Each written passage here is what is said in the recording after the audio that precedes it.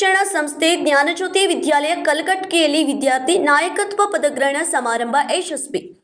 ಧಾರವಾಡ ಜಿಲ್ಲೆಯ ಕಲಘಟಗಿ ಪಟ್ಟಣದ ಹೊರವಲಯದ ವಿದ್ಯಾಚೇತನ ಶಿಕ್ಷಣ ಸಂಸ್ಥೆ ವತಿಯಿಂದ ನಡೆಸಲ್ಪಡುವ ಜ್ಞಾನಜ್ಯೋತಿ ವಿದ್ಯಾಲಯ ಇಂಗ್ಲಿಷ್ ಮೀಡಿಯಂ ಶಾಲೆ ಕಲಘಟಗಿಯಲ್ಲಿ ವಿದ್ಯಾರ್ಥಿ ನಾಯಕತ್ವ ಪದಗ್ರಹಣ ಸಮಾರಂಭವು ಬುಧವಾರ ಬೆಳಗ್ಗೆ ಶಾಲಾ ಆವರಣದಲ್ಲಿ ವಿಜೃಂಭಣೆಯಿಂದ ನಡೆಯಿತು. ಕಾರ್ಯಕ್ರಮದ ಮುಖ್ಯ ಅತಿಥಿಯಾಗಿ ಶಿಕ್ಷಣ ಇಲಾಖೆ ವಲಯ ಸಂಪನ್ಮೂಲ ಅಧಿಕಾರಿಗಳಾದ ಶ್ರೀಮತಿ ನಸೀನಾ ಪಾಚಾಪುರ್ ಭಾಗವಹಿಸಿ ನೂತನ ವಿದ್ಯಾರ್ಥಿ ನಾಯಕರಿಗೆ ಪದಗ್ರಹಣ ಬೋಧಿಸಿ ಬ್ಯಾಚ್ ಹಾಗೂ ಶಾಲ್ಗಳನ್ನು ಧರಿಸಿ ಅಧಿಕಾರ ವಹಿಸಿದರು. ಸಮಾರಂಭದ ಅಧ್ಯಕ್ಷತೆಯನ್ನ ವಿದ್ಯಾಚೇತನ ಶಿಕ್ಷಣ ಸಂಸ್ಥೆ ಕಾರ್ಯದರ್ಶಿ ಶ್ರೀ ಸಂಗಯ್ಯ ತಾನಯ್ಯ ಹಿರೇಮಠ್ ವಹಿಸಿದರು. ಗೌರವ ಅತಿಥಿಯಾಗಿ ಜ್ಞಾನಜ್ಯೋತಿ ವಿದ್ಯಾಲಯದ ಅಧ್ಯಕ್ಷೆ ಶ್ರೀಮತಿ ಸವಿತಾ ಎಸ್ ಹಿರೇಮಠ ಹಾಗೂ ಶಾಲೆಯ ಪ್ರಾಂಶುಪಾಲರಾದ ಶ್ರೀಮತಿ ಗಂಗಾ ಬಿ ತೋಗಿ ಉಪಸ್ಥಿತರಿದ್ದರು. ಮುಖ್ಯ ಅತಿಥಿ ಶ್ರೀಮತಿ ನಸೀನಾ ಪಾಚಾಪುರ್ ತಮ್ಮ ಪ್ರೇರಣಾದಾಯಕ ಭಾಷಣದಲ್ಲಿ ನಾಯಕತ್ವ ಎಂದರೆ ಅಧಿಕಾರವಲ್ಲ, ಅದು ಜವಾಬ್ದಾರಿ. ಒಬ್ಬ ಉತ್ತಮ ನಾಯಕನ ಶಿಸ್ತು, ಪ್ರಾಮಾಣಿಕತೆ, ಸಮಯ ಪಾಲನೆ, ಸೇವಾ ಮನೋಭಾವ ಹಾಗೂ ತಂಡದೊಂದಿಗೆ ಕೆಲಸ ಮಾಡುವ ಗುಣಗಳನ್ನು ಬೆಳೆಸಿಕೊಳ್ಳಬೇಕು. ನೀವು ಇಂದಿನ ವಿದ್ಯಾರ್ಥಿ ನಾಯಕರು, ನಾಳಿನ ದೇಶದ ನಾಯಕರು. ಆತ್ಮವಿಶ್ವಾಸ, ಪರಿಶ್ರಮ ಹಾಗೂ ಉತ್ತಮ ಮೌಲ್ಯಗಳೊಂದಿಗೆ ಜೀವನದಲ್ಲಿ ಯಶಸ್ಸು ಸಾಧಿಸಿ ಎಂದು ವಿದ್ಯಾರ್ಥಿಗಳಿಗೆ ಕರೆ ನೀಡಿದರು.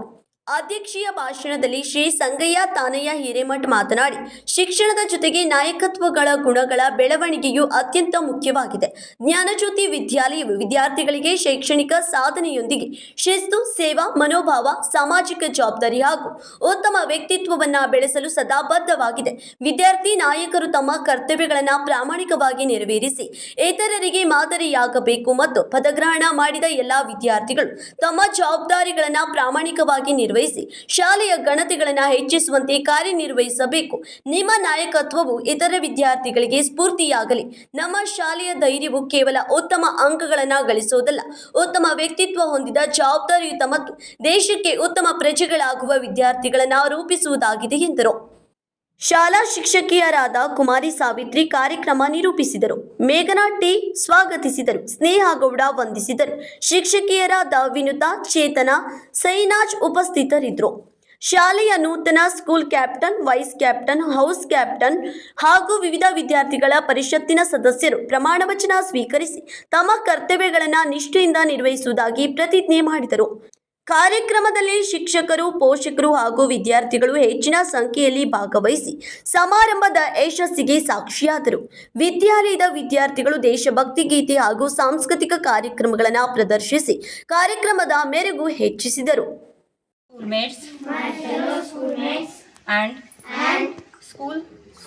Sincerely, I shall adventure to be a perfect role model of discipline and actively take part in school activities to bring laurels and glory to it. As a school council member, I will of the investiture ceremony. I extend my heartfelt gratitude to the school management for inviting me to the chief guest for their significant event.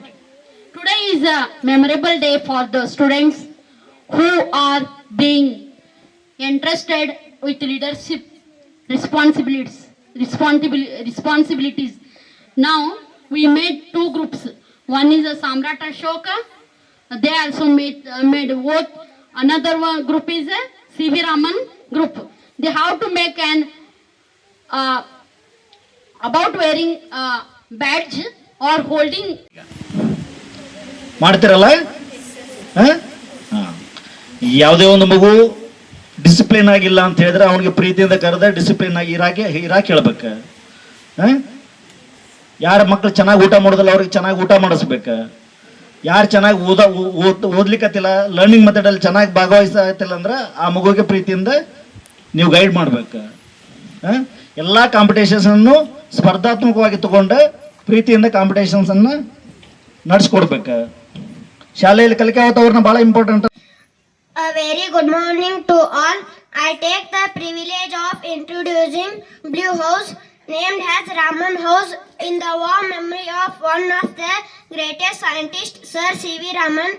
Sir C.V. Raman discovered Raman effect on 28th February 1928, which created a landmark in the history of science. 28th February is celebrated as National Science Day. He was the first Asian scientist to receive Nobel Prize in Science. Thank you.